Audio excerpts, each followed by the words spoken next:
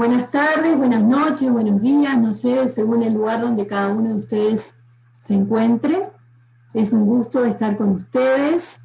Les agradecemos su presencia en este día. Vamos a tener el día de hoy una conversación con la doctora Carmen Peña y con María Cristina Hinojens Sanz sobre el tema Ministerios Femeninos en la Iglesia a la luz de Spiritus Domini. Vamos a conversar con entonces la doctora Carmen Peña, que ella es una laica española, es doctora en Derecho Canónico por la Universidad Pontificia de Comillas, tiene una licenciatura en Derecho Canónico por la misma universidad, es licenciada y doctora en Derecho por la Universidad Complutense de Madrid, licenciada en Estudios Eclesiásticos por la Universidad Pontificia de Salamanca y en Teología Dogmática y Fundamental por la Universidad de Comillas.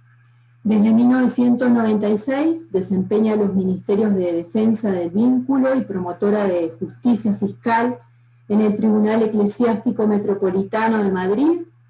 Es también profesora en la Facultad de Derecho Canónico de la Universidad Pontificia de Comillas. Fue durante 9 años directora del Departamento de Derecho Canónico y de Derecho Eclesiástico del Estado y es desde su creación directora del Máster en Causas Matrimoniales Canónicas. Es autora de varias monografías y más de 90 artículos y colaboraciones en revistas científicas y obras colectivas nacionales y extranjeras. En 2014 participó en calidad de experta en la Asamblea Extraordinaria del Sínodo de los Obispos sobre la Familia, celebrada en el Vaticano, y en octubre del 2018 fue nombrada consultora del Dicasterio de Laicos, Familia y Vida del Vaticano. Entonces está con nosotros Carmen Peña y le vamos a pedir que nos hable desde el punto de vista canónico sobre los ministerios femeninos en la Iglesia a la luz de Spiritus Domini. Entonces, Carmen, te damos la palabra. Bienvenida. Muchísimas gracias a Pilar por la invitación, a Cristina por compartir este espacio, a todos vosotros por estar ahí. Yo espero que esto funcione porque me he tenido al final que conectar con el móvil porque, bueno, aquí las nuevas tecnologías al final te hacen una jugada, pero bueno, espero que esto vaya bien y poder estar aquí, pues me alegra la verdad poder estar aquí un rato compartiendo, ¿no? Bueno, pues en este foro y para hablar además de un tema pues que ciertamente pues creo que a todos nos interesa y nos implica, ¿no? Como es el tema de los ministerios laicales y en concreto pues también desde la perspectiva femenina, ¿no? Yo en principio me voy a centrar fundamentalmente porque es un poco lo que se me ha pedido, ¿no? En la última reforma, como sabéis, ¿no? El motu propio del Papa, de la semana pasada, Spiritus Domini, que es un motu propio que si queremos puede decir que llega tarde incluso, ¿no? Pero que por fin, muchos años después, pues viene a poner fin a una, digamos, diferencia o discriminación pues realmente sin ningún sentido que existía, la única realmente que existe entre laicos en el ámbito del laicado en el Código de Derecho Canónico. ¿En qué consiste el cambio? Pues explico brevemente. El canon 230 tiene 3 párrafos. El canon 230 permite, en sus párrafos 2 y 3, permite a los laicos y a las mujeres, por supuesto, desempeñar todas las funciones del ministerio, del lector, del ministerio del acólito, incluso del diaconado, etcétera, porque realmente pues, las funciones que se permiten son amplísimas, ¿no? Pero lo hace, porque siguen vigentes, lo hace únicamente por encargo temporal, es decir, se puede encomendar a alguien que bueno, pues desempeñe por un tiempo una determinada función, un determinado servicio, o en ministerio de suplencia cuando realmente son supuestos en que falta el ministerio ordenado, ¿no? Entonces, en esos, el párrafo segundo y el párrafo tercero siguen igual y se sigue permitiendo, por tanto, que, digamos, que se desempeñen esos servicios. ¿Cuál es el cambio? Pues el cambio es que en el párrafo primero, que es el que sí que hablaba del ministerio del lectorado y del acolitado como ministerio instituido por un rito litúrgico, en este caso a pesar de ser ministerios laicales, estaba reservado a los varones, ¿no? La razón de este canon, que no tenía ningún sentido, como digo, desde el punto y hora que son ministerios laicales de lo que estamos hablando, es porque bueno, pues es la indicada en el motu propio Ministeria Quaedam, que aludía a la venerable tradición de la Iglesia de que el lectorado y el acolitado pues estaban reservadas a varones. Evidentemente estaban reservadas a varones porque eran órdenes menores. A partir de que Pablo VI, en Ministeria Quaedam, cambia esta concepción y los configura ya el lectorado y el acolitado como ministerios laicales, pues la verdad es que no tenía, como digo, ningún sentido esa diferencia, ¿no? Esa reserva al varón de los ministerios instituidos, ¿no? De algún modo, pues como más o menos pues toda la doctrina canonista al menos y mucha teológica también, por supuesto, venía destacando, pues de algún modo este canon lo que estaba reflejando pues era esa cierta resistencia, ¿no? Por parte de la autoridad eclesial a reconocer a las mujeres la titularidad, por así decirlo, de un ministerio instituido, cuando a la vez, como digo, en el mismo canon se le permite y se le reconoce la capacidad para desempeñar todas, absolutamente, las funciones de ese ministerio, ¿no? Lo cual pues no tenía mucho sentido. Esto ha sido señalado por la doctrina canónica desde el inicio y además siempre insisto en esto, por la doctrina canónica de todas las escuelas. O sea, da igual la escuela de Navarra, del Opus Dei, la escuela jesuítica, de comillas, en el ámbito español por la Universidad Pontificia de Salamanca, etcétera. O sea, desde todos los ámbitos se ha destacado pues un poco la incoherencia de este canon 230, párrafo 1, desde el mismo momento en que se promulgó el código en 1983. Yendo más adelante, sabéis pues, que ya en el sínodo, sobre todo a partir del sínodo de la palabra, el 2008, ya también digamos, los propios obispos en el sínodo pidieron formalmente la derogación de esta reserva a los varones en el sínodo del 2008 del lectorado en concreto, porque era el sínodo de la palabra. Más adelante, pues ya en los sínodos del Papa Francisco, pues claramente se ha insistido en una mayor presencia ministerial, ¿no? Por parte de la mujer, etcétera. Y sin embargo, pues realmente, bueno, pues por fin, por eso digo que por fin ya en el 2021, pues esta diferencia entre varones laicos y mujeres laicas, pues realmente por fin se ha subsanado, ¿no? Y lo que ha hecho el Papa pues es simplemente suprimir el varones del código, o sea, del texto, y por tanto, pues tanto mujeres como varones pueden ser también instituidos en los ministerios estables de lector y de acólito. Ese es el cambio, pero insisto en esto siempre, por un lado, o sea, esto no quita, porque algunas interpretaciones, ¿no?, que se han hecho, esto no quita que, por supuesto, para subir a leer una lectura o para ayudar al altar, para hacer de monaguillo, etcétera, ¿no? A veces hay presentaciones de la Reforma que desde mi punto de vista minusvaloran un poco pues realmente lo que suponen estos ministerios, ¿no?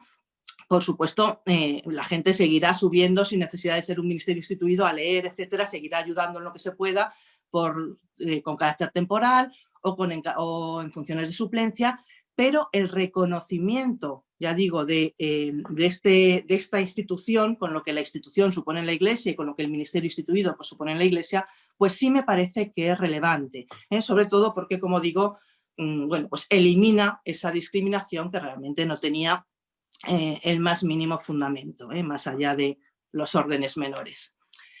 Bien, ¿qué potencialidad tiene esta reforma? Evidentemente no es una reforma sustancial que cambie la estructura misma del sistema, pues evidentemente no, ¿no? Pero yo creo que sí que tiene o es relevante desde tres perspectivas diferentes. Por un lado, por esta que he comentado ya, el hecho de suprimir realmente una discriminación sin sentido entre varones y mujeres laicos, ambos, pues creo que ya de suyo, ya por sí solo, justificaba el que por fin se haya dado el paso de hacerlo, pues justifica digamos, pues en fin, el juicio positivo de esta reforma, aunque eso pueda decirse que tendría que haberse hecho antes, ciertamente, pero bueno, por fin se ha hecho, bien hecho está, ¿no?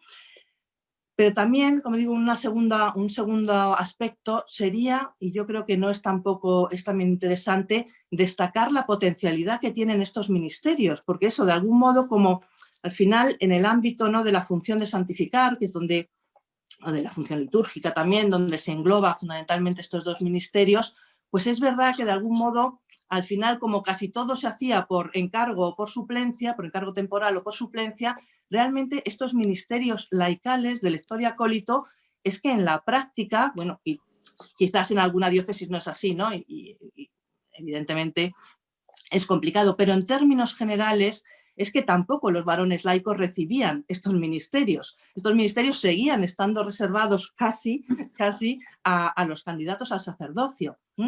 Es verdad que hay algunas pocas experiencias, pues en ámbitos, por ejemplo, en ámbitos probablemente de fuerte presencia cofrade, de hermandades y cofradías, etcétera. Por ejemplo, aquí en España, pues en Sevilla sí que se dio, hay un directorio en concreto para los varones laicos no candidatos a las órdenes sagrados, pues que puntualizando un poco la formación, pues bien litúrgica, bien sacramental que requerían para poder desempeñar bien en estos ministerios, etcétera. Pero en términos generales, ya digo, hay una poca valoración del lectorado y el acolitado como ministerios.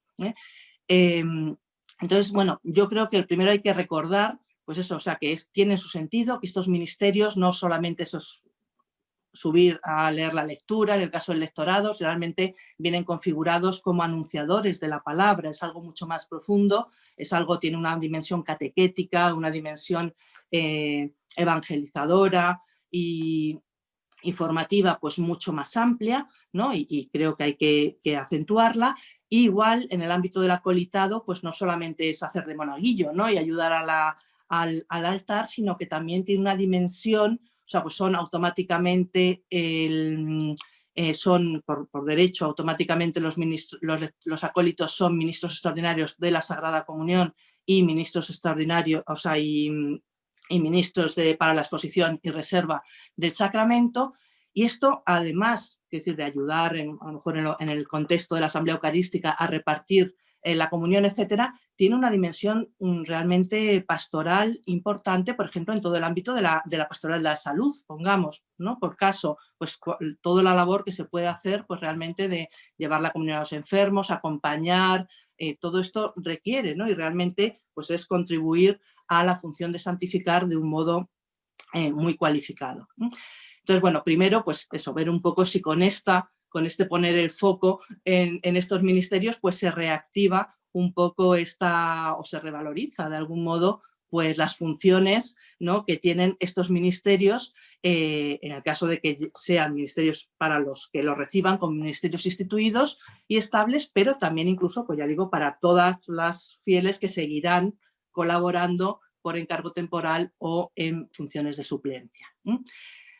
Y una tercera, y bueno, y lo que a mí me parece más importante, ¿no?, la gran potencialidad que tiene esto, es que el hablar de ministerialidad laical efectivamente va mucho más allá, es mucho más profundo que lo que son los estrictos ministerios laicales del lectorado y del acolitado. Indudablemente no se agota la ministerialidad laical, no se agota en absoluto en estos concretos ministerios que tienen su función, que es importante, pero no se agotan en absoluto en ellos. Hablar de ministerialidad laical, como sabéis, es hablar de corresponsabilidad de los laicos en toda la misión, en toda su amplitud, la misión de la Iglesia en toda su amplitud, tanto en la función de santificar, evidentemente, como en la función de enseñar, como en la función de gobernar, de regir, ¿no?, de regir o de gobernar. Y ahí, pues, hay que seguir avanzando, ¿no?, y de algún modo, pues, el poner el foco en la ministerialidad laical, pues, ojalá nos permita, ¿no?, seguir avanzando hacia una presencia, pues, más incisiva y más activa de los varones y las mujeres laicos en la Iglesia. A mí, aquí lógicamente tampoco prefiero que haya preguntas y no agotar demasiado el tiempo, ¿no? Pero sí es verdad que hay toda una serie, además de estas que hemos marcado de los lectores y acólitos, hay el mismo derecho canónico, pues abre toda una potencialidad de servicios, de funciones, de oficios eclesiásticos que se pueden desarrollar, etcétera, que muchas veces no se acaban de aplicar, no se acaban de tomar en serio. Pues en la función de enseñar hemos dicho que de algún modo el lectorado mira ese anuncio, no es tanto función de enseñar en sentido estricto, pero son anunciadores de la palabra, etcétera. Pero ¿qué ocurre? Pues con tantos profesores y profesoras laicos en ciencias, en facultades eclesiásticas, etcétera, ¿no? Pues ahí también se está desempeñando el munus docendi, ¿no? De un modo fundamental. ¿Qué ocurre? Pues os digo, porque hay facultades, gracias a Dios, ¿no? Y bueno, pues Boston College, las nuestras, comillas, pues bueno, son ejemplos afortunadamente de esto, ¿no? De que no hay una resistencia a que haya profesores y profesoras en las facultades eclesiásticas, teología, derecho canónico, dando, bueno, pues encargadas de asignaturas importantes, digamos, centrales de los estudios teológicos. Pero bueno, todos conocemos, pues hay muchísimas facultades eclesiásticas en que los profesores, o por lo menos de las asignaturas centrales, son sistemáticamente sacerdotes, ¿no? A lo mejor hay alguna mujer o algún laico dando alguna asignatura un poco, bueno, pues auxiliar, etcétera, pero realmente hay una reticencia grande en muchos ámbitos todavía, ¿no? Y ahí todavía pues hay muchísimo que avanzar.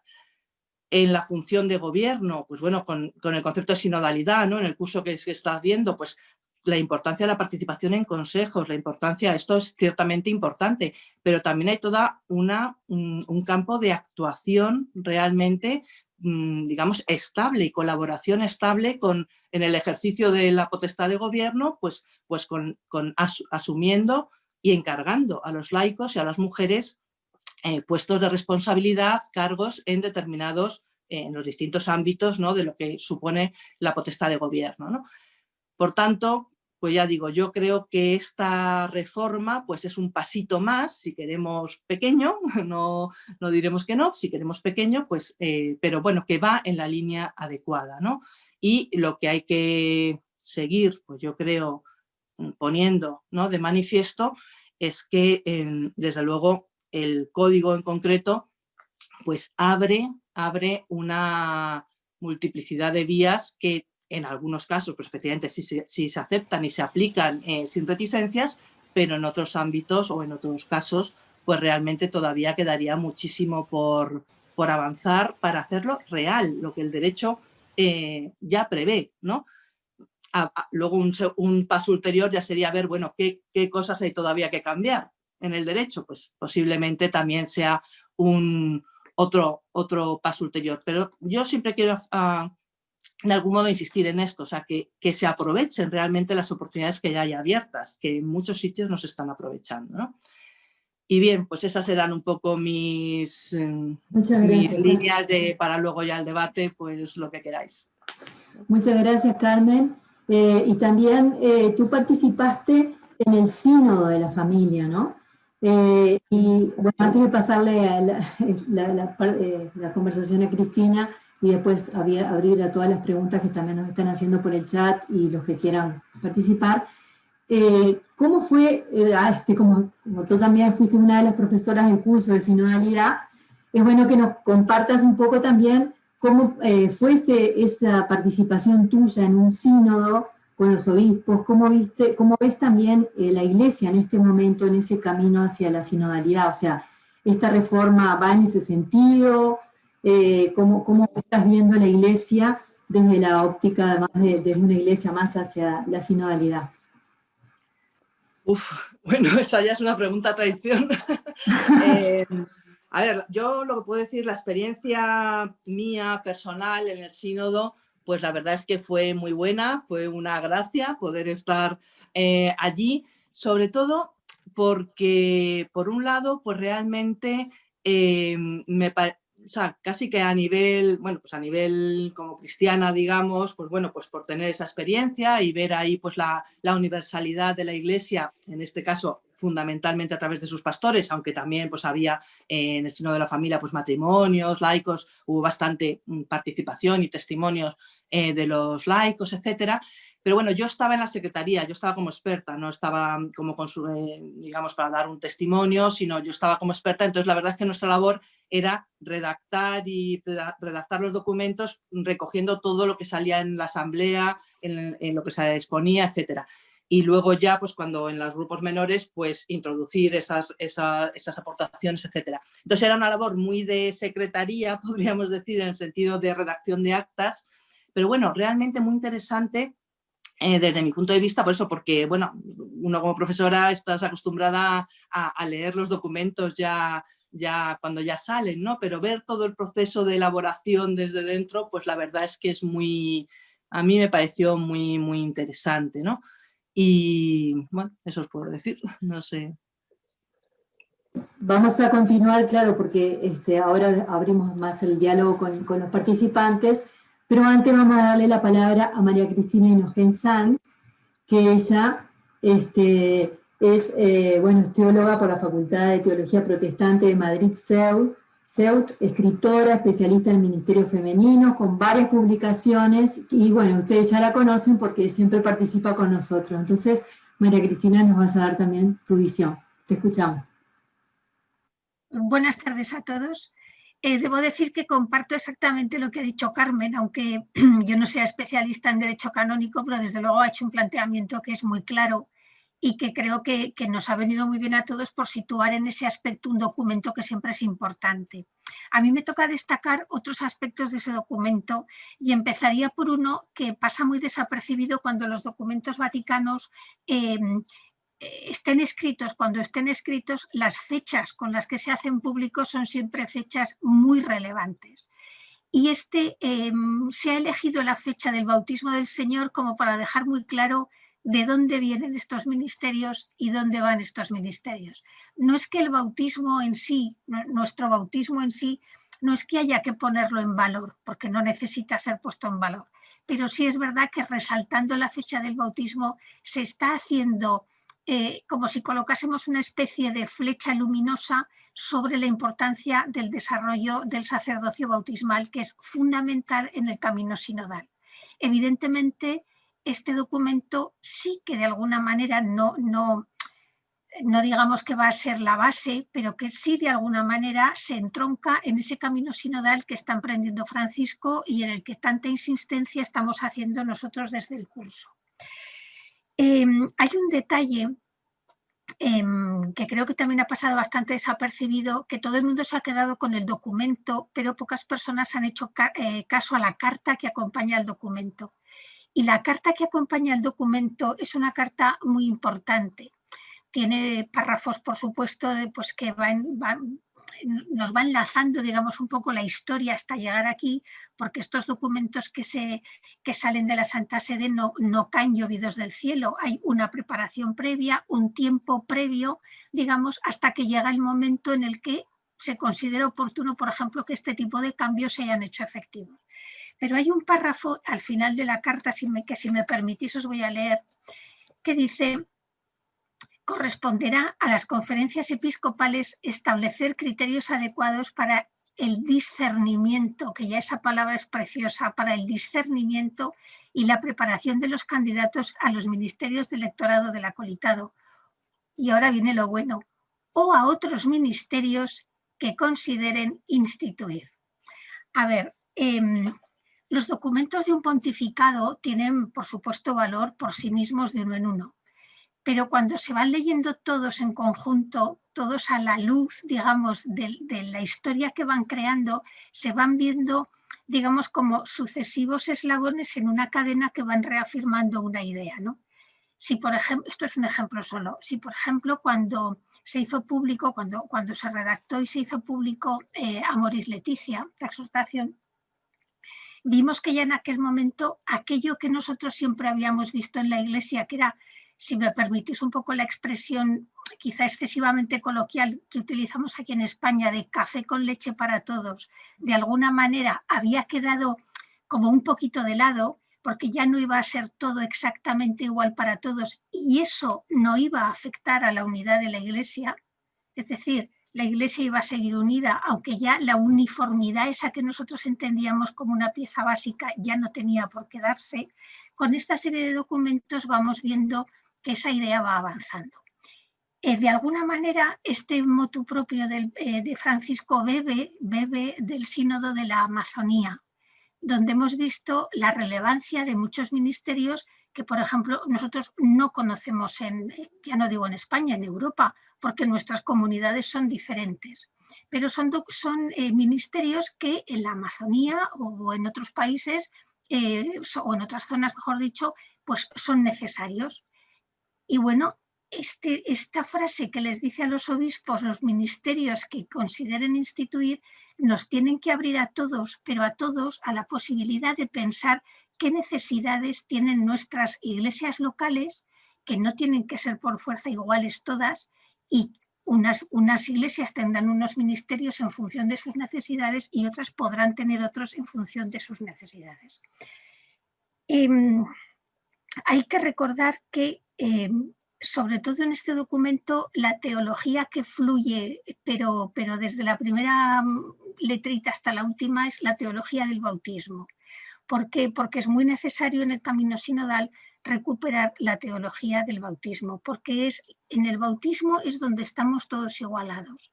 Es decir, no tenemos que esperar a nada más. El bautismo, el primer sacramento es el que nos iguala a todos en la Iglesia.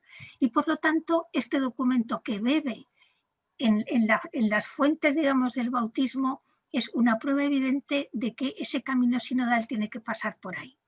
Hay otro aspecto que quizá también se nos escapa un poquito, y es que una vez que salvados los problemas o las peculiaridades que haya que mirar, esos detalles y todo eso que nos va a surgir ahora, 100.000 preguntas, cómo y demás, cuando esto se haga, tenemos que asumir que ya van a ser ministerios estables, es decir, yo ya de entrada ya dije en un libro que no quería ser sacerdote y no se me ocurrió decir que no quería ser acólita y lectora porque no pensé que iba a llegar. Pero aprovecho la oportunidad, como se suele decir en estos casos, para dejar claro que tampoco quiero ser acólita y lectora instituida como tal. Pero quien quiera serlo, quien vaya a ser instituida acólito lector, acólito lectora, me da igual, tiene que asumir que lo hace para la Iglesia, es decir, que yo no voy a ser ya la lectora de mi parroquia, sino que voy a estar en disposición de ser enviada donde el obispo considere que hace falta. ¿Que podrán surgir problemas de alguna índole? Pues seguramente en las preguntas luego Carmen nos sacará de dudas. Pero básicamente este documento, a ver, no va a cambiar la estructura de la Iglesia, ni mucho menos, porque para empezar habrá que esperar a que los obispos quieran llevarlo a la práctica. Y bueno, de momento, yo no sé, Carmen, si tú has visto muchas reacciones, yo no he visto así ninguna, pero bueno, quiero decir que esto también depende, lleva su tiempo, ¿no? Pero bueno, primero habrá que esperar eso, pero sobre todo hay que tener muy claro que es un ministerio que bebe en las fuentes del bautismo, que por supuesto los varones que quieran ser sacerdotes serán instituidos dentro de su camino hacia el presbiterado, eso es sin lugar a dudas, pero que vamos a poder convivir, digamos, un ministerio laical con eso que tradicionalmente se llamaban las órdenes menores. Va a suponer también un ejercicio entre nosotros, entre los propios laicos, entre varones y mujeres, de colegialidad. Hay una especie de colegialidad, porque muchas veces pensamos que la colegialidad es solamente una cuestión entre los obispos y una cuestión de los obispos con Roma. No, tiene también que haber una colegialidad entre nosotros. Y aquí va a ser un momento en el que vamos a ver que esto es posible y se tiene que hacer, y bueno, y hay que asumirlo. Y sobre todo, es verdad que no ha habido casos, pero yo creo que eso no ha pasado casi en ningún país, no solo en España. Yo he vivido muchas temporadas en Francia y jamás he visto que hubiera un varón instituido acólito lector tampoco. Quiero decir que es algo como muy general lo que no se ha hecho y no se ha hecho y ya está, ¿no? Pero me refiero que a partir de ahora esa visibilidad va a ser ya no solo a tiempo parcial, digamos, sino que va a ser de forma permanente. Y el ser ministerios estables en el tiempo sí que les da un halo, digamos, de sacralidad que ayudará también a la propia comunidad a verlos de otra manera. Por eso mismo que apuntaba Carmen, porque no se valoran, porque parece que subir a leer, pues eso, el que sabe leer y punto, ¿no? Pero hay un trasfondo, igual en el lectorado que en el acolitado, que es muy importante. Pensar, por ejemplo, ahora en estos tiempos que estamos pasando de la pandemia, por ejemplo, ¿no? Aquí en España, que los meses esos que tuvimos entre marzo y junio del año pasado, donde realmente es que no se daba abasto a enterrar a los muertos cada día, no se podían celebrar funerales y se decía una oración fúnebre porque es lo único que se podía hacer. Eso, por ejemplo, muchos laicos lo podían haber hecho también y haber ayudado, digamos así, de alguna manera. Eso ahora se va a poder hacer perfectamente una vez que estén instituidos acólitos y lectores. Abre posibilidades infinitas. Abre posibilidades infinitas hacia ministerios, por ejemplo, que nosotros ahora no podemos pensar, pero abre una posibilidad todavía, yo creo que es más importante, ¿no? Que es la de que los propios laicos tenemos que reclamar verdaderamente una formación que nos permita no solo ser acólitos o lectores, que eso ya va a depender la formación de las conferencias episcopales y demás, sino una formación que nos permita realmente entablar un diálogo con nuestros obispos, es decir, no someternos solamente al amén de lo que ha dicho el obispo, sino estar en condiciones de dialogar. Y dialogaremos. Y en este momento los laicos tenemos que hacerlo por pura y auténtica corresponsabilidad eclesial, porque es lo que estamos llamados a ser, corresponsables en la Iglesia por ese bautismo que os decía que emana de todo el documento, o todo el documento, mejor dicho, bebe de él. Pero tenemos que ser conscientes de que somos nosotros los que tenemos que hacer esa petición, porque es responsabilidad nuestra estar preparados para el servicio a la Iglesia, aunque no todos vayamos a ser instituidos acólitos y lectores o lo que pueda llegar a venir en un futuro, que no sabemos lo que es. Pero sí hay que tenerlo en cuenta porque verdaderamente es lo importante, es la comunidad, el servicio a la comunidad, a la que me envíen, a la que sea que me envíen porque hay necesidad, pero sobre todo tenerlo muy claro. No es un ministerio... o sea, no es un documento como para decir la situación de las mujeres en la Iglesia va a cambiar. No, no va a cambiar para nada, no va a cambiar de la noche a la mañana. Esto hasta que se lleve a la práctica, en el mejor de los casos pueden pasar algunos años, en el mejor de los casos. Yo creo que ha cogido un pelín, como decimos en España, con el paso cambiado y que por eso las reacciones todavía no han sido muy. Si el documento hubiera dicho a las mujeres se les prohíbe, rápidamente hubiera habido reacciones. Desde el momento que es a las mujeres se les autoriza, esto trastoca un poquito, ¿no? Hace temblar un poquito hasta que esto se pueda asimilar y por lo tanto es un tiempo de espera que va a haber. Yo desde luego soy optimista en el sentido no por pensar que esto va a cambiar todo porque no lo va a cambiar, porque no lo va a cambiar ni mucho menos, pero sí desde el momento que nos puede hacer pensar a todos. Y creo que eso es muy importante en el momento que estamos viviendo.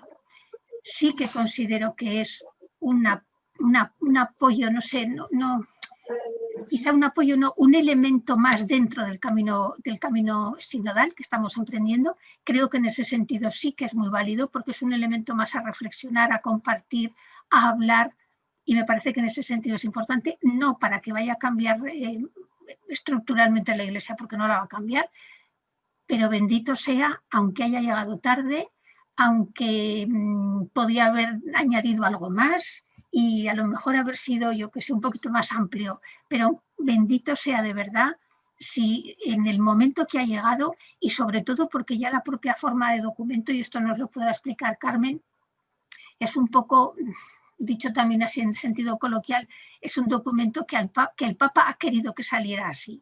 Entonces, pues, ha salido.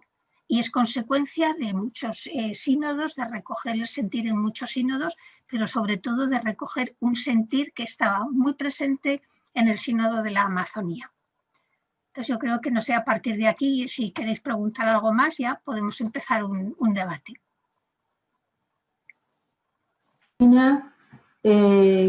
Creo que también es importante tener en cuenta que todo este camino,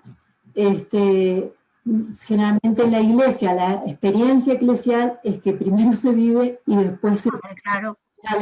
El derecho, no deja de ser un documento que ha hecho ley lo que era costumbre, eso es evidente. Eso es como que es práctica de la iglesia, y entonces desde lo que ya se va viendo como experiencia, como vida, como realidad, que ya es así, pero que también nos abre todas estas preguntas que también, y todos estos desafíos que María Cristina lo decía, hacia el futuro también, porque si se abre como un ministerio, todo lo que significa para la persona también el compromiso con ese ministerio.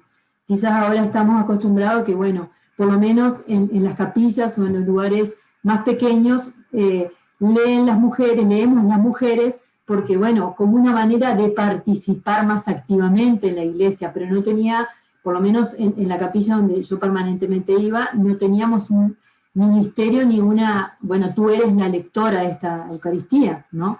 No en todas las iglesias se da esta realidad. Entonces, yo creo que también nos ayuda como a darle como un contexto como más importancia y un compromiso mayor, ¿no? Y creo que en la situación ahora que estamos viviendo de pandemia, donde todo es especial, donde no sé, todo adquiere el grado de hay que ayudar, no sé cómo decir, de una manera que no teníamos prevista de ninguna manera, puede ser también un tiempo para valorar ciertos ministerios que existían antiguamente y que se perdieron con el tiempo, ¿no? Y que son ministerios que ahora, aunque los recuperásemos de manera temporal, no sé cómo decir, pero que nos hicieran pensar precisamente en esos futuros ministerios, que ahora es cuando vamos a ver las necesidades que pueda tener cada iglesia en concreto, ¿no? Cada iglesia local.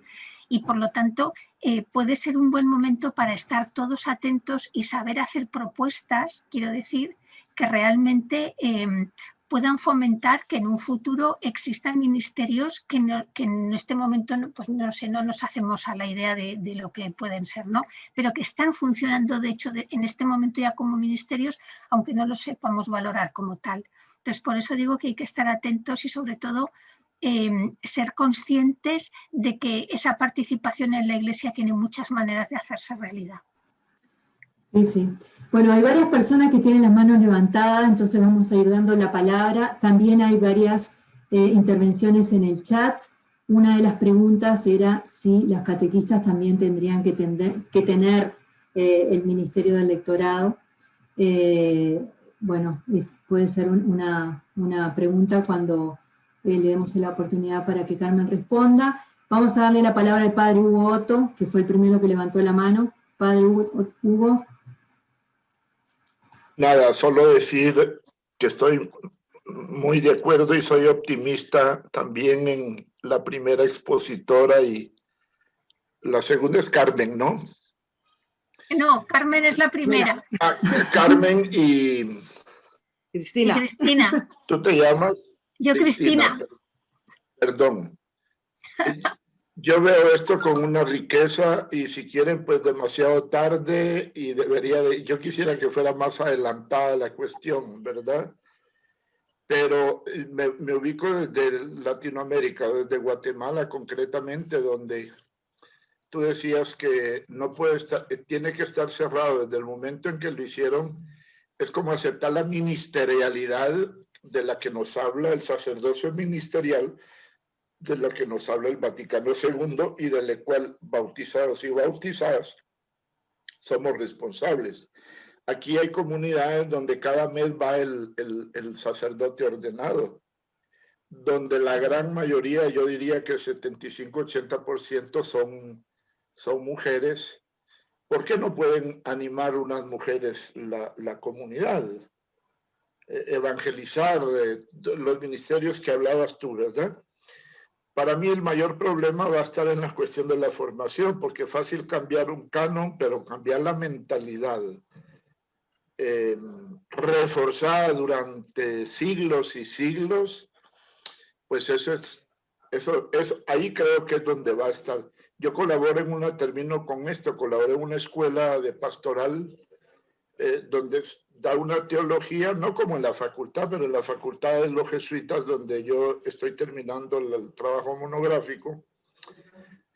Una gran mayoría eran laicos y laicas, y otra gran mayoría eran mujeres laicas, pues, ¿verdad? Entonces, cada vez más se va imponiendo sí, yo creo que la realidad es la que irá imponiendo el aceptar de que la vocación de todos y de todas es al ministerio sacerdotal por el bautismo, ¿verdad? Que Jesús fue laico, y que bueno, todos estamos llamados a evangelizar y de alguna manera llevar a ser portadoras de la buena noticia del reino.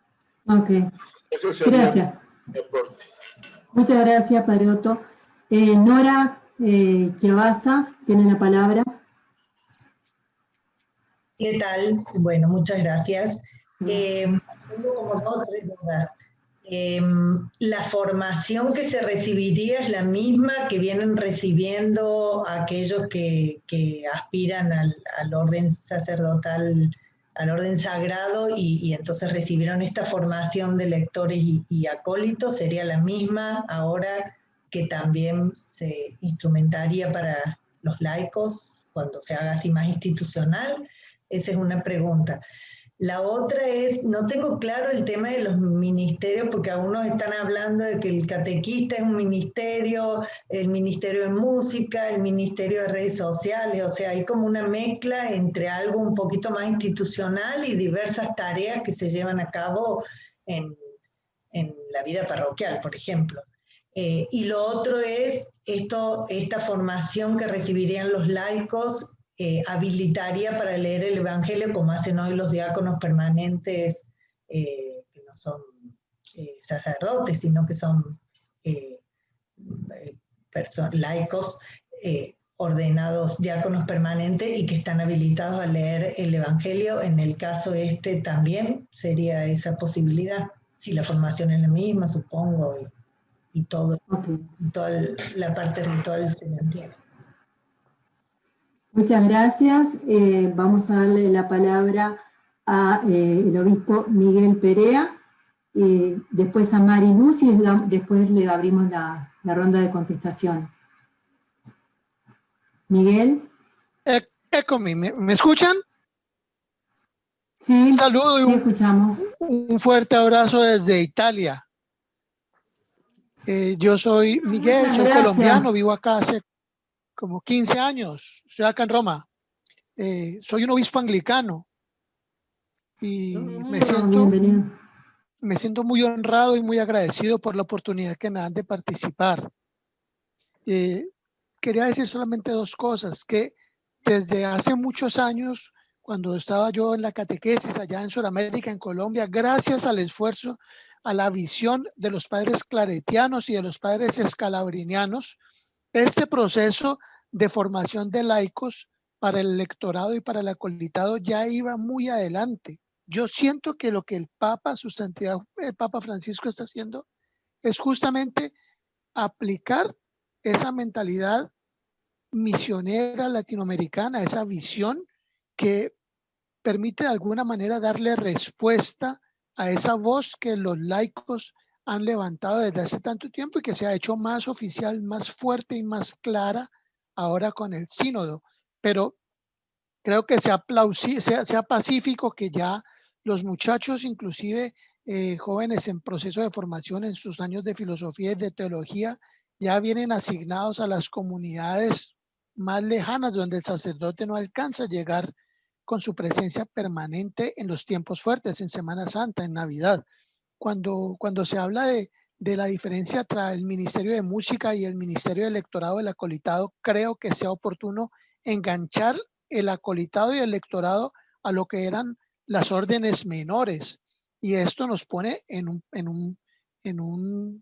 en una panorámica totalmente diferente, que es la de la preparación con la visión a un servicio comprometido a la liturgia, al altar y a la comunidad, que es un poquito diferente a lo que tiene que ver con, por ejemplo, música o redes sociales o todos estos otros frentes que utilizan las parroquias para promover el anuncio del evangelio. Dicho todo esto, les estoy infinitamente agradecido. Les ofrezco mis pobres oraciones desde acá, desde Roma, y espero que sigamos en contacto. Que viva Jesús y que viva María. Dios les bendiga. Muchas gracias por su participación. Tiene la palabra Mariluz. Mariluz. Perdón. ¿Me oís ahora? ¿Me escucháis? Sí, te escuchamos, Mariluz. Vale. Bueno, a ver, yo quería aludir un poquito a lo que ha comentado Carmen Peña, porque en cierto modo me siento aludida y os cuento el porqué. Me ha gustado mucho lo que ha comentado de la potencialidad. Yo os digo el porqué. Soy la responsable de un servicio de atención pastoral, lo religioso, espiritual y religioso, en un hospital de la Orden de San Juan de Dios.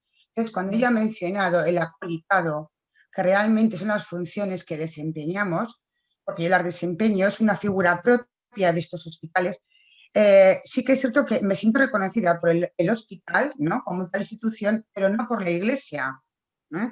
Entonces, que se nos reconozca en cierto modo esta función de acolitado, que es lo que yo desempeño en el acompañamiento espiritual, en el acompañamiento religioso, como ministro extraordinario de la comunión, facilitando, como ha dicho también Cristina, todo el tiempo de la pandemia, oraciones para las personas que fallecieron por COVID, porque en mi hospital hay COVID y sigo acompañando a las personas con COVID. Me ha parecido maravillosa esa potencialidad que habéis nombrado, que las personas que nos dedicamos a la pastoral de la salud tengamos en cierto modo este reconocimiento, ¿vale? Yo soy licenciada, o sea, soy teóloga, soy licenciada en Ciencias Religiosas y máster en Biblia, con lo cual quiero decir que tengo una preparación, ¿no?, para estos menesteres. Entonces me encanta esa potencialidad que habéis descubierto.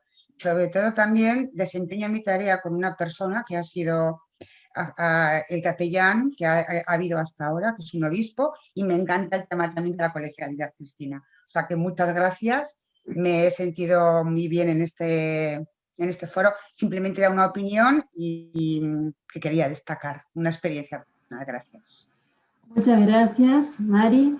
Vamos a darle la palabra a Carmen Peña, si quieres responder las preguntas que han ido surgiendo. Te damos la palabra, Carmen. Sí, bueno, más que vamos, voy a responder a las que eran preguntas concretas. Los demás, agradeceros vuestro testimonio. Me encanta, Marilu, lo último que has comentado, pues me alegra efectivamente porque es verdad que se puede hacer muchísimo bien, porque es verdad que, como también ha dicho Cristina muy bien, es verdad que al final los ministerios y todo el trabajo y toda la participación de los laicos es pues por la evangelización y por el bien de los demás. Tampoco es por irse poniendo medallas ni ir consiguiendo, ¿no?, cotas de tal, sino que precisamente es por el bien que se puede hacer a los demás y por llevar, pues de algún modo, pues la esperanza de Cristo, ¿no?, a todo el mundo, y no digamos en esta época de pandemia que tan necesaria es, ¿no? Hombre, habéis sacado un tema varios, pues muy interesante, el de los catequistas, que es el tema que está ahí un poco de fondo, que es es lo que he querido un poco decir al principio. O sea, lo que podemos hacer los laicos ya lo podíamos hacer antes de cambiar esto. O sea, ya por el 2, el 3 que os digo del canon 230, ya en muchos sitios, efectivamente, o sea, toda esa, por ejemplo, que los laicos sean encomendados en tantos sitios en que faltan sacerdotes. Yo hace ya 30 años, cuando yo era estudiante, pues ya íbamos en diócesis con pueblos muy pequeños, separados, que no tenían un sacerdote para 12 pueblos, pues a lo mejor estábamos ahí efectivamente toda la Semana Santa haciendo el triduo pascual y ya estábamos haciéndolo por echar una mano, pues por celebrar, ¿no?, la liturgia de la palabra, con aquellos, o sea, es decir, esta labor misionera, esta labor de suplencia cuando es necesario, estos encargos temporales, insisto, se venían haciendo legítimamente y se van a seguir haciendo, porque no se trata de que a todo el mundo, como decía Cristina, no todos vamos a recibir el ministerio instituido del lector y acólito, pues porque no tendremos muchos pues vocación para él o no tendremos lo que eso suponga, ¿no?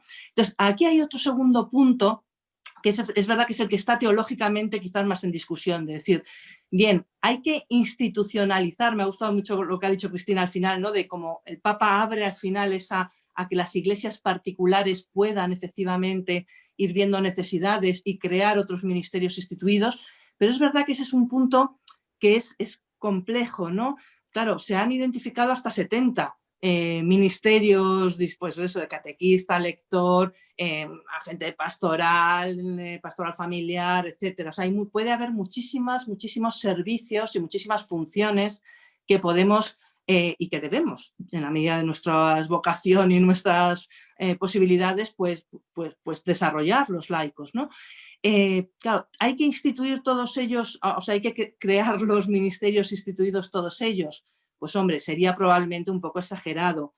Ahora, pues efectivamente, como ha dicho Cristina, si en alguna conferencia episcopal, etcétera, se ve que sí que es necesario, bueno, pues alabado sea Dios y hágase, ¿no? Porque se ve que es necesario y efectivamente la institución, el carácter estable, pues es verdad que es un plus, digamos, creo yo, que hay que valorar. Pero insisto, siempre que eso no nos desvíe tampoco de que entonces los que no tenemos la institución no tenemos que hacer nada, ¿no? Es que también lo podemos hacer, no con ese carácter instituido, pero se puede hacer, ¿no? Entonces, bueno, los catequistas, pues son un ministerio, pues hombre, instituido no. Instituidos de momento, los únicos que hay son los de, como laicales, el lectorado y el acolitado expresamente. Ahora, evidentemente, es una labor de anuncio de la palabra, es una labor de esa ministerialidad laical en un sentido más amplio, pues por supuesto, tantísimos cauces que hay, el desarrollar las exequias, por ejemplo, las exequias en aquellos casos en que a lo mejor no hay un sacerdote, etcétera, pues por supuesto que se puede hacer, etcétera. Hay muchísimas posibilidades, como digo, que se abren muchísimas en el código, ¿no? Entonces, pues eso, vayamos intentando que se apliquen, ¿no? En cuanto a la formación, que también alguno me ha preguntado, la formación no es, por supuesto, equiparable a la del orden. Hombre, si alguien tiene teología y alguien estudia toda, pues genial, ¿no? Pero para ser, en principio, ya digo, dentro de lo poquito que está regulado este tema en diócesis ya particulares, en que se ve que sí que ha habido laicos no candidatos al sacerdocio que querían serlo, la formación que se exigía era a los lectores hacer un curso de introducción a la Sagrada Escritura y un curso en una facultad de teología, y a los acólitos un curso al menos de Eucaristía. Si además podían tener el curso entero o ir haciendo las ciencias religiosas y tal, pues mejor. Pero bueno, tampoco se puede exigir en fin, todo el tema de los requisitos lo establecerán las conferencias episcopales, los requisitos concretos, pero bueno, lógicamente, cuanta más formación mejor, pero también es verdad que hay que tener un equilibrio en que tampoco pongamos los requisitos tan elevados que al final pues no sea factible, ¿no? Porque bueno, pues hay muchas diócesis también en que no tienen una facultad de teología o un medio claro de formarse a esos niveles, ¿no? Entonces ahí habrá que adaptarlo claramente, cada conferencia episcopal tendrá que adaptarlo a su realidad concreta, ¿no? Y la lectura del Evangelio que alguno comentaba, no, o sea, en principio el lectorado es para leer lo que incluye es leer la palabra de Dios, pero no el Evangelio, que está reservado a los diáconos sacerdotes, está reservado al orden sagrado. Aquí, como por ejemplo, uno de los cambios que yo sí que propondría y creo que hay que ir, y claramente la instrucción del 97, pues yo creo que era muy, muy, muy restrictiva. Por ejemplo, lo que quizás se entiende menos es también la homilía, ¿no? O sea, pues es verdad que la homilía por derecho positivo, pues es verdad que sí que está reservada a la homilía en una Eucaristía, es decir, que ahí ya un sacerdote, pues está reservada al ministerio ordenado. Pero sin embargo, pues ya digo, siempre que no sea Eucaristía, es decir, cualquier liturgia de la palabra, cualquier que haya que celebrar y no haya sacerdote, pues por supuesto cuántas comunidades efectivamente pues están desarrollando toda la liturgia de la palabra, la están desarrollando laicos, laicas, etcétera, ¿no? Entonces, bueno, esto es verdad que ya son cosas puntuales que posiblemente ahí sí que sería más fácil ir cambiándolas, pero bueno, habría que ver, serían tantos detallitos, ¿no? Que no sé. Cristina, no sé si he contestado hacia las preguntas más... Sí, no, comparto lo que dices plenamente, pero añadiría un detalle que ya sé que suena muy impertinente, pero creo que es fundamental también, ¿no? Si algo hemos destacado durante el curso de sinodalidad es que uno de los grandes problemas que tiene la Iglesia es el problema del clericalismo. Entonces, sobre todo en la formación, como sea que se determine a través de las conferencias episcopales, como sea, pero hay que tener muchísimo cuidado de que no se clericalice más a los laicos, porque eso se crearía un problema tremendo, tremendo, tremendo. Por eso os decía yo antes que los seglares, los laicos, tenemos que demandar una formación que sea propia para nosotros. Es decir, nosotros no tenemos por qué actuar como un sacerdote ni como un lector o acólito que va encaminado hacia el sacerdocio, ¿no? Entonces es muy fácil, por una parte, la propia estructura de la Iglesia y el propio clericalismo del clero, valga la redundancia, ha servido también para clericalizar a mucho laico, que de alguna manera, bueno, en algo incomprensible, pero se sentían más cómodos en ese ambiente. Yo creo que eso es muy peligroso que pueda pasar en este momento. Entonces hay que tener muy claro que la formación que se determine a través de las conferencias episcopales tiene que tener muchísimo cuidado, ser exquisitamente cuidadosa para no clericalizar a estos futuros acólitos y lectores, acólitas y lectoras, me da igual como los queramos decir, porque es muy fácil caer en esa clericalización y ahí sí que tendríamos un problema. Creo que está muy interesante el diálogo. Hay un joven de 20 años que nos está preguntando cómo hacer que todo este proceso de la Iglesia sea como más sinodal o cómo ayudar a que los jóvenes entren en este proceso de conversión, que está un poco también en esta línea de cómo hacer de la Iglesia más participativa, más una casa, un lugar, una familia, un lugar de comunión, ¿no?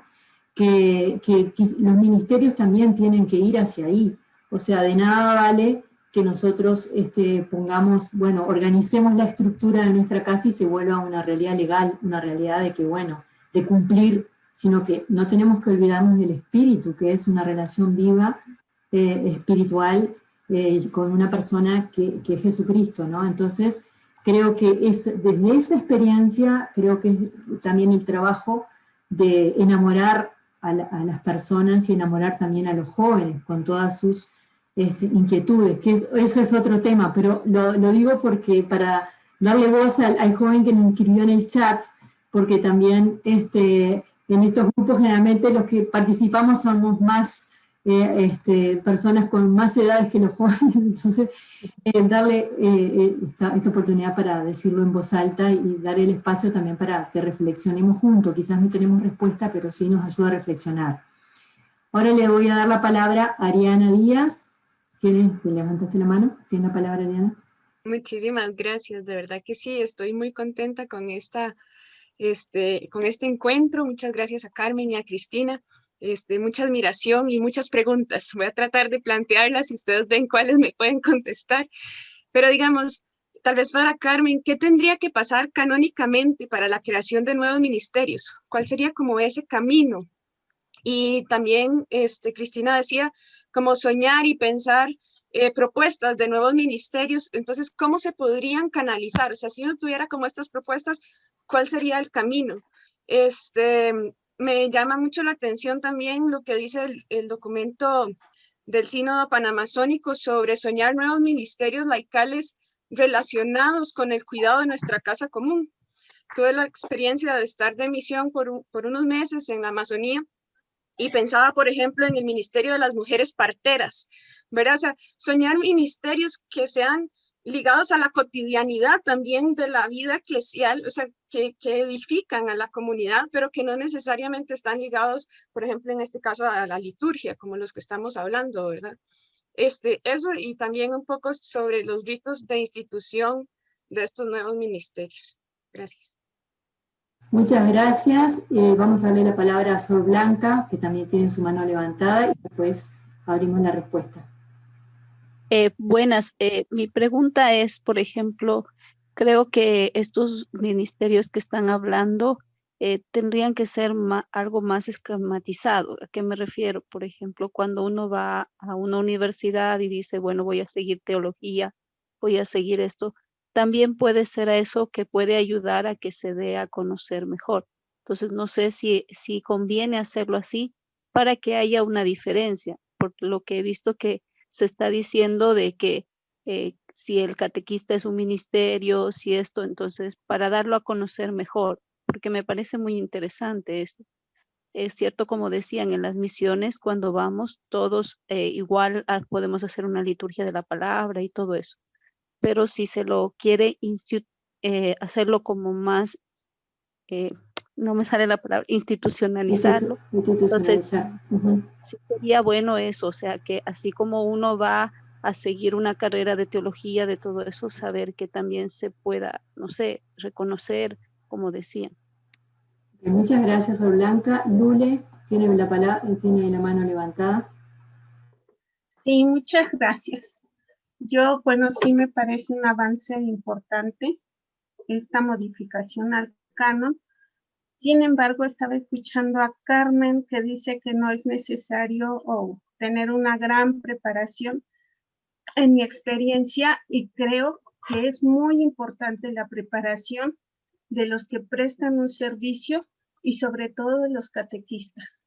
Yo considero que gran parte de la situación actual de nuestra iglesia se da justamente por la falta de preparación espiritual que tienen los servidores. La mayoría de los servidores son de muy buena voluntad, pero poca espiritualidad. Yo creo que, por ejemplo, los catequistas es el momento de inyectarles la verdadera fe a los niños o de vacunarlos contra ellos. Si no hay un buen catequista, si no hay una buena formación, tenemos los resultados que en el momento hay, ¿no? Y esta modificación que se está proponiendo, me parece que Cristina decía, yo no quiero aspirar a ella, ¿no? Pero sí creo que quienes la reciban deben ser personas preparadas y sobre todo espiritualmente. Y lamentablemente otra cosa que se da por parte de los párrocos, van a proponer a las personas que a todo le digan que sí y no sean capaces de manifestar un criterio o decir en esto no estoy de acuerdo. Ahí yo creo que sí hay que ver, es importante esta formación. Gracias. Gracias. Bueno, y tiene la última persona que vamos a dar la palabra es a José. Bueno, después también está Isabel. José, tienes la palabra. José Manuel. ¿Me oyen ahora? Sí. Sí, te escuchamos. Bueno, el tema bastante interesante, pero no sabía el alcance. Me llamó mucho la atención una frase que me parece muy hermosa de la profesora Cristina, que para entender este señalamiento del Papa es ver la teología bautismal, la teología del bautismo, esa que nos fraterniza a todos. Pero me surge una inquietud, no sé si mencionarla como pregunta, el hecho de que se esté mencionando la palabra orden, ¿no? ¿No será institucionalizar mucho la vida evangélica que está llamada a ser el cristiano? Es decir, no es una forma de colocarle un cauce al propio evangelio dentro de la iglesia donde hay mucho clericalismo y que más bien se hace una invitación a la discreción, a un sentido de, sí, a la formación, por supuesto, pero también creo que hay un tono espiritual de la mística que hay que rescatar dentro de la propia institución católica, que a veces se vuelve un ministerio religioso, lo he percibido. Como otro aporte desde aquí, desde mi país, como mencioné al inicio, yo soy venezolano, he sido misionero incluso en la Amazonía venezolana también por varios años. Y la experiencia que he tenido al pasar por las diferentes culturas, las suburbanas, las campesinas, las indígenas, como también las citadinas, es que en nuestras iglesias hay una amplia participación de mujeres, desde la catequesis como también en el electorado, e incluso ayudando al presbítero a todo lo que es en la preparación de la Eucaristía, no solamente en los sitios o en las parroquias donde se maneja una relación vertical o sospechosa frente a los laicos, es que se ve esa marcada, digamos que puntos de que, bueno, no existe el lectorado ni el acolitado para hombres y mujeres. Pero de resto, me atrevo a decir que cerca del 80% de nuestras parroquias aquí en Venezuela hay una participación. Entonces la pregunta que surge de esto es, ¿será que este señalamiento que está diciendo el Papa Francisco está más bien visto o situado desde una experiencia eurocéntrica y no tanto, digamos, que latinoamericana? Porque estaba viendo también los comentarios de muchos aquí paisanos latinoamericanos, y muchos comparten lo mismo, es decir, en mi parroquia hay muchas mujeres, hay muchos hombres laicos que hacen este ministerio, sin saber lo que tenía que ser instituido. Bueno, muchas gracias por la participación. Gracias. Y bueno, Gracias, muy bonito José. todo. Gracias, José Manuel. Bueno, vamos a darle la palabra a Isabel y después abrimos las respuestas a Cristina y a Carmen. Bienvenida, Isabel. ¿Tu micrófono?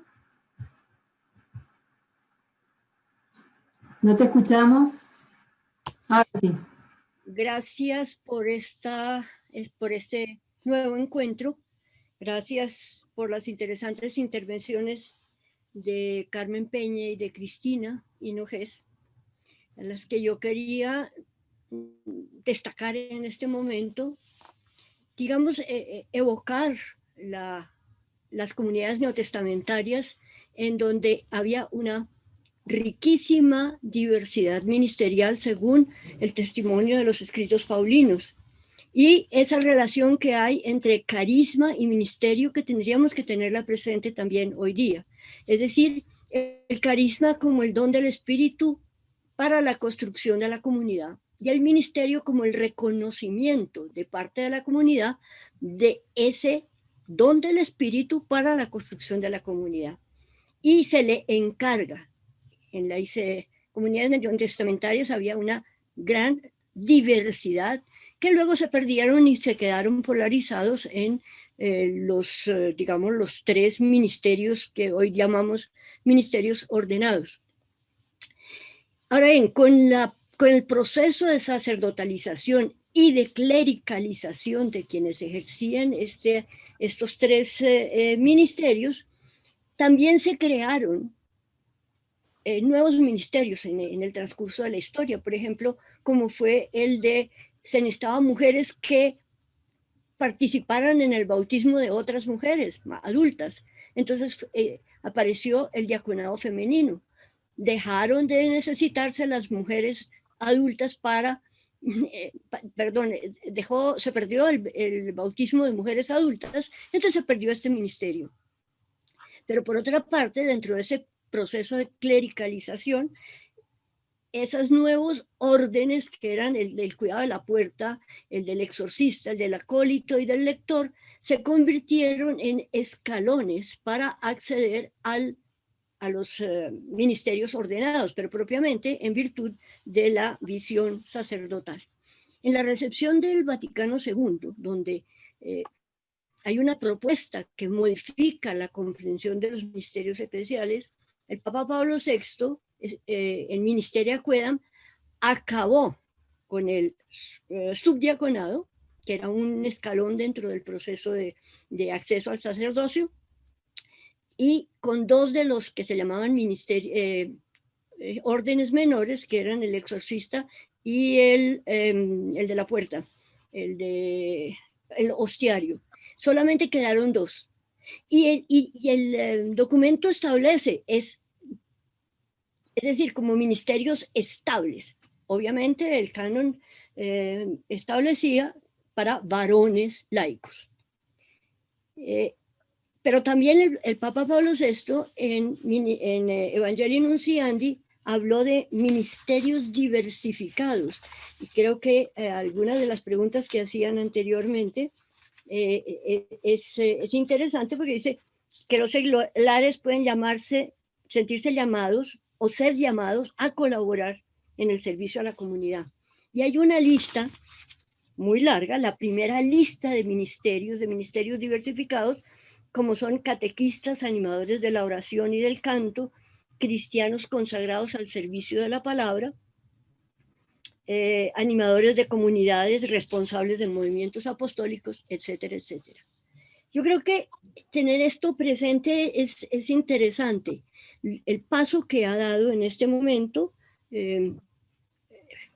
me parece que nos recuerda que esos ministerios instituidos que llamó Pablo VI y que en la práctica continuaron siendo escalones para el sacerdocio, tenemos que recuperarlas, como lo decía la doctora Carmen Peña, en toda su riqueza de los ministerios y sobre todo de la diversidad ministerial. Ahora bien, yo creo que aquí hace falta también pensar en la necesidad de una conversión eclesial para que estos ministerios no contribuyan a clericalizar a estos laicos, porque terminan clericalizándolo si estamos pensando o concibiendo una iglesia absolutamente clerical. Una iglesia en sinodalidad, una iglesia que se construye desde la periferia y que está en camino y de la cual todos nos sentimos corresponsables, creo que habrá una gran diversidad de ministerios de acuerdo con las necesidades, y aquí será donde entran las conferencias episcopales, como subrayaba Cristina, a establecer aquellos que sean necesarios y que ya querida Amazonía establecía, que se vayan presentando según las necesidades. Gracias, era que quería colaborar en este tema. Muchísimas gracias, Isabel. Yo creo que nos ayudó muchísimo también a responder las preguntas. Gracias por poner al servicio tu sabiduría. Vamos a darle la palabra a Cristina y a Carmen. Las palabras finales, porque ya nos quedan, ya son 3:16, según Boston, y según las horas de ustedes son ya cerca de las 9 de la noche. O sea, Carmen, te dan la palabra. Bueno, yo gracias por todas esas participación. A ver, yo solo quería aclarar, porque yo, por supuesto, si alguien ha entendido que digo que no es necesaria la preparación para los ministerios, todo lo contrario, al revés, yo creo que tiene que haber una preparación muy sólida, por lo que supone el ministerio, instituido o no, es decir, para efectivamente, o sea, un mal catequista pues puede hacer muchísimo daño, evidentemente, etcétera. Es decir, que por supuesto la formación, la preparación tiene que ser la mejor posible en todos los ministerios y más en los instituidos, ¿no? Por lo que suponen. Pero yo me refería a que lo que sí es verdad es que hay que ser realista y siempre hay que ir mirando mucho a las posibilidades reales de cada iglesia, porque lo que no puede exigirse es una formación académica y mucho menos igual que la que se exige para ser clérigo, ¿no? Entonces, ojalá, ya digo, yo soy teóloga y me encanta, y ojalá todo el mundo estudiara teología, pero claro, hay que ver un poco la proporción y sobre todo las posibilidades reales de formación. Y ahí efectivamente hay un campo amplísimo pues para que los obispados y las conferencias episcopales pues vayan estableciendo esos cauces de preparación y de formación espiritual, pero también para el contenido concreto, para la misión concreta que va a desempeñar esa persona. Y yo eso quiero aclararlo porque, por supuesto, me parece fundamental la preparación. Y luego, solamente una reflexión, perdonad que no recuerdo los nombres, que soy muy mala, pero bueno, esa batería de preguntas tan concretas, me ha gustado mucho y creo que es la clave la intervención del joven que has leído, Pilar, de la iglesia participativa, ¿no? Y sinodal. ¿Por qué? Porque ¿cuál es el camino para desarrollar nuevos ministerios? Pues efectivamente, ese camino tiene que surgir de cada iglesia, de cada obispado, pero también es verdad que yo creo, y ahí está un poco la sinodalidad, que tampoco efectivamente tenemos que estar esperando a ver si los obispos tienen a bien ver que esto es una necesidad o no. Por supuesto, la decisión final es suya, indudablemente, pero sí que es verdad que en esa clave sinodal, pues los laicos tenemos el derecho de hacer llegar a los obispos las necesidades, los deseos, las inquietudes que tenemos, y toda esa participación sinodal del laicado, pues a través de la participación de laicos en consejos, etcétera. O sea, el obispo, ya digo, o la conferencia episcopal, dependiendo del marco regulatorio en que estemos, pero bueno, tiene que tener y tiene que escuchar también un poco y tener en cuenta pues lo que es el pueblo concreto y lo que piden los laicos y lo que están demandando, ¿no? Entonces yo creo que el camino no es nunca, pues eso, unipersonal, por parte del representante, sino en ese diálogo, realmente en esa colaboración sinodal, de que también los laicos, a través de los cauces de colaboración, de diálogo y en los consejos, etcétera, pues podamos hacer llegar a la Iglesia que esto nos interesa, que esto nos preocupa y que queremos ir por ahí, ¿no? Porque también es verdad que a veces, si no hay demanda, pues tampoco efectivamente a lo mejor se van a animar especialmente a ello, ¿no? Pero yo creo que esto con toda naturalidad, y como se ha visto en el Sínodo de la Amazonía, etcétera, con toda naturalidad, las comunidades vivas, las comunidades que tienen mucha presencia laical, me parece que lo natural sería que esto se implemente sin excesivo complejidad, ¿no? Sin excesiva dificultad. No sé si soy muy ingenua, pero bueno, yo creo que será así, espero. Gracias, Carmen. Cristina, ¿qué nos puedes decir? No, creo que era José el que decía que veía como mucha diferencia en las comunidades, porque en las comunidades hispanoamericanas que había con mucha presencia femenina del laicado, muy activa y demás. Es que realmente yo creo que somos comunidades distintas por 100.000 motivos diferentes, ¿no? Pero que tenemos una inquietud común en este momento, ¿no? Evidentemente el sínodo para la Amazonía no fue exclusivamente un sínodo para la Amazonía, y creo que uno de los grandes aciertos fue llevarlo a Roma, ¿no? Porque si se hubiera celebrado en la Amazonía hubiera sido un lugar muy concreto, a lo mejor que no hubiera tenido la proyección que tuvo celebrándose en Roma. Esa es una realidad. Y es verdad que yo creo que tenemos que aprender todos de todos y pensar que estamos en un momento muy, muy creativo, o sea, sumamente creativo, y que podemos aprender, y que, como dice Carmen, es cuestión de que sin grandes algarabías y sin pretender hacerlo todo de hoy para mañana, pues podamos ir adoptando unas formas de comportamiento que quizá no estemos muy acostumbrados, porque hemos estado más acostumbrados a decir amén, que es verdad, pero que no pasa nada porque vayamos descubriendo esas formas participativas y con toda naturalidad. Quiero decir que tampoco hace falta grandes cuestiones, ¿no?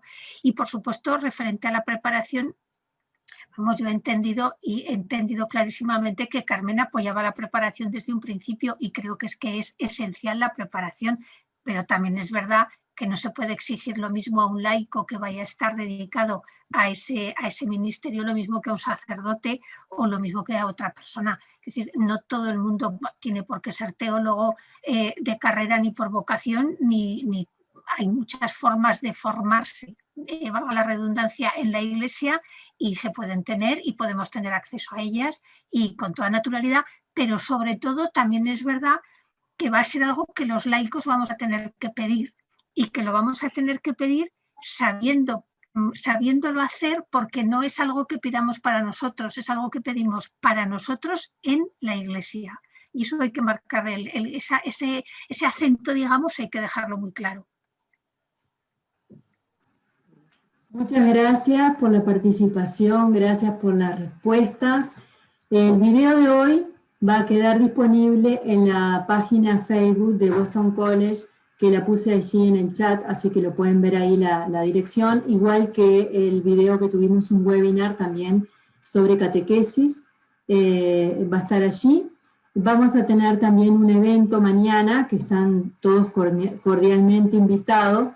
El evento es de conversaciones y canto a las 7 de la tarde. También la pueden encontrar el link sin inscripción previa en la misma página de Boston College, del Facebook de Boston College. Es un espacio de oración y canto a las 7 de la tarde de Boston, 9 de la tarde de Chile. Vamos a estar conversando con Cristóbal Fones. También están abiertas las inscripciones para el certificado de liderazgo para todos los latinos que están en Estados Unidos. Comenzarán las clases el 5 de febrero. Y este espacio que lo inauguramos con el curso de sínodo y sinodalidad, continuará también estando abierto. En próximos eventos todavía no tengo definido, porque en febrero tenemos bastantes eventos, también a nivel con el certificado de liderazgo y con otros programas de Boston College, así que le estará llegando a su correo la invitación de próximos eventos, y ustedes visiten la página de Boston College en el Facebook, y allí encontrarán los próximos eventos. Les agradecemos muchísimo la participación en el día de hoy. Se dan cuenta que son temas que quedan abiertos, que no los agotamos, porque seguimos en camino. Este es el proceso sinodal de nuestra iglesia, este es el camino que estamos realizando, donde también queremos resaltar las experiencias positivas también de lo que estamos viviendo, ¿no? Muchas veces aquí hablamos de situaciones que no nos gustan, que nos gustaría cambiar, y también es un espacio que también nos invita a soñar qué iglesia queremos y qué podemos hacer cada uno de nosotros, y qué estamos haciendo para que nuestra iglesia tenga un rostro más semejante al de Jesús. Y creo que ese es el espíritu que nos mueve a estas reuniones, a pensar, a reflexionar, para ser mejores cristianos y para poner en práctica lo que nosotros vamos viendo de este caminar en nuestras iglesias particulares. Les agradecemos muchísimo porque gracias a ustedes hacen posible también este espacio y seguimos adelante y nos encontramos en los próximos eventos. Muchas gracias Carmen, muchas gracias Cristina, muchas gracias Isabel y cada uno de todos los que han participado aquí. Nos vemos, chao. Gracias. Gracias. Gracias por la invitación. Gracias. Pasen muy bien. Gracias a todos. No, gracias a todos. Gracias por a todo. todos. Un beso. Gracias. Buenas noches desde Zaragoza. Gracias. Gracias por todo. Gracias. De Lima, Perú. Gracias. Chaco, Argentina. Gracias por su participación. Gracias por invitarnos. Gracias. Gracias por todo. Un feliz día.